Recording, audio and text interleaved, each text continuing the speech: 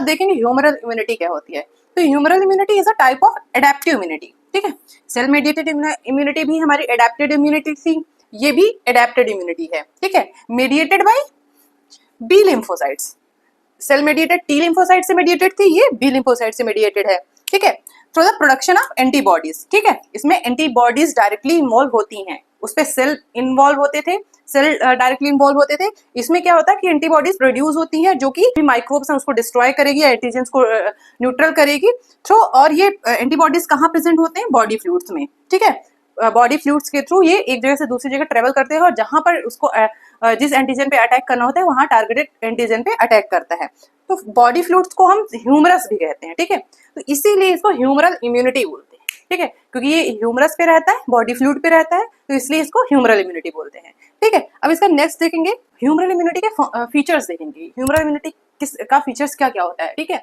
तो पहला क्या, सेल मेडिएटेड इम्यूनिटी क्या करती थी, इंट्रासेलुलर पैथोजेंस को किल करती थी या सेल्स को किल करती थी, ठीक है। और ये क्या करता है, एक्स्ट्रा सेलुलर पैथोजेंस को किल करता है, ठीक।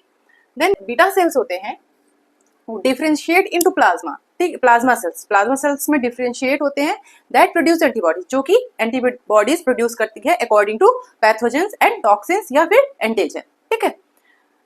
फिर क्या है, ह्यूमरल इम्यूनिटी की भी इम्यूनोलॉजिकल मेमोरी है, लाइक अगर उसमें पहले कोई इन्फेक्शन हो गया तो, या एंटीबॉडीज वो पहले बन चुकी हैं, तो अगर दोबारा इन्फेक्शन होता है तो वो एंटीबॉडीज उसके अगेंस्ट वर्क करती हैं, ठीक है।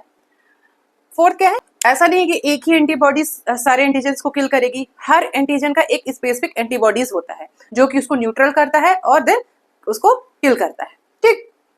फंक्शन क्या है, टॉक्सिन या वायरसेस को या बैक्टीरिया को ये क्या करता है, न्यूट्रलाइज करता है, बैक्टीरियल इन्फेक्शन को न्यूट्रलाइज करता है। देन क्या है, ये क्या करता है कि फैगोसाइटोसिस के थ्रू ये क्या करता है, बैक्टीरिया को ये किल करता है, ठीक है।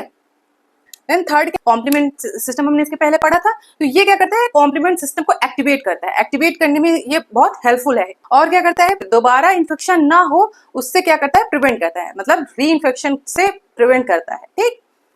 एग्जाम्पल्स क्या है, जैसे antibodies produced by after vaccination, ठीक है, वैक्सीनेशन के बाद एंटीबॉडीज जो बनती हैं वो ह्यूमरल इम्यूनिटी का ही टाइप होता है, एग्जाम्पल होता है, ठीक है। Then second, immunity against many bacterial infection, बहुत सारे बैक्टीरियल इन्फेक्शन होते हैं जिसके अगेंस्ट इम्यूनिटी क्रिएट होती है, ठीक है, तो वो भी एक क्या कहता है, ह्यूमरल इम्यूनिटी का ही एग्जाम्पल होता है, ठीक है। ये हो गया हमारा ह्यूमरल इम्यूनिटी।